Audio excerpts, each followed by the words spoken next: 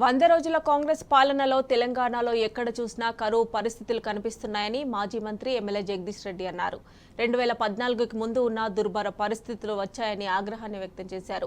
ఎండిపోయిన పంటలకు నష్టపరిహారం ఇవ్వమని అడిగితే ముఖ్యమంత్రి రేవంత్ రెడ్డి దగ్గుల్బాజీ మాటలనడం సిగ్గుచేటని మండిపడ్డారు. పార్లమెంట్ ఎన్నికల్లో కాంగ్రెస్ పార్టీకి ప్రజలు కర్రు కాల్చి వాత పెట్టడం ఖాయమన్నారు. చౌటుప్పల్ బీఆర్ఎస్ కార్యకర్తల సమావేశంలో భువనగిరి ఎంపీ అభ్యర్థి క్యామా మల్లేష్తో కలిసి జగదీష్ రెడ్డి ముఖ్య అతిథిగా పాల్గొన్నారు. ముఖ్యమంత్రి అంటోడేమో లాగిపిస్తా అంటాడు. ఏం చూస్తావు? కేసీఆర్ లాగిపించి ఏం చూస్తారా? నువ్వు దర్శనం చేసుకుంటావా? దర్శనం చేస్తాక ఏమిపిస్తారా? రైతుకు పైసలు ఇవ్వమంటే, రైతుకు నీళ్ళు ఇవ్వమంటే కేసీఆర్ లాగిపిస్తా అంటాడు. ఒకటి ఇంకోటి ఏం మాట్లాడతాడు? తాడు మాట్లాడిగా నేను మాట్లాడాలి, ఇంకోటి పోటీ పడుతున్నాడు. ఈ మధ్యన 100 మీటర్ల రోజు పొందబెడతాడు. ప్రజల ముందు దున్నపోతులాగా ఇంటి ఎదిగారు కాబట్టి మిమ్మల్ని పెట్టాలి. 100 మీటర్లు మీరు పొందబెట్టిన రోజు పొందా. కేసీఆర్ కాదు పెట్టాల్సింది మిమ్మల్ని, మీ పార్టీ. మాయ మాటలు చెప్పి ప్రజలకు చేతగాని హామీలు ఇచ్చి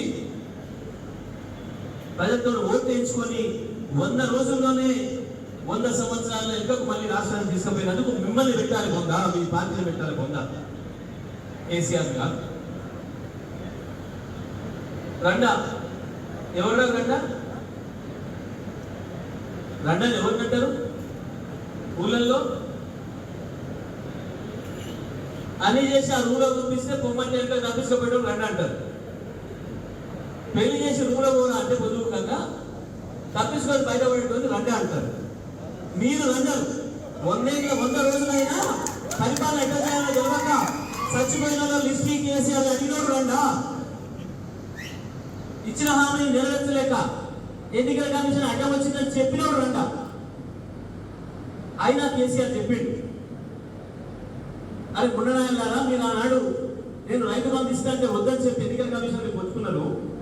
నేను ఇప్పుడు ఆ మాటలను మీరు ఏంటి ఇప్పుడు 2 లక్షల రుణమాఫీ ప్రకటించండి, నేను కూడా మద్దతు ఇస్తా, ఎన్నికల కమిషన్కి రాయండి అని చెప్పండి. అది రాయడం చేతగా మీరు రండరు. 500 బోనస్ ప్రకటించి ఇప్పుడు ఎన్నికల కమిషన్ నిబంధనలు ఉన్నాయేం లేదు, నేను మద్దతు ఇస్తా ప్రధాన ప్రతిపక్షంగా అని చెప్పింది. అది ప్రకటించలేదు. మీరు రండరు మీరైతారు తప్ప, ఉండరు వీడైతారు తప్ప కేసీఆర్ కాదు. కేసీఆర్ చెప్పిందే చేసిందే చెప్పాడు. మీలాగా నోటికి ఏది వస్తుంది చీటలో లాగా 420 లాగా 420 హామీలు ఇవ్వలేదు. కేసీఆర్ పరిపాలన తెలిసినవాడు కాబట్టి, రాష్ట్ర ఆర్థిక పరిస్థితి తెలిసినవాడు కాబట్టి, మాట ఇస్తే తప్పకుండా ఉండాలి కాబట్టి నేను ఎక్కువ చెప్పను అని చెప్పాడు.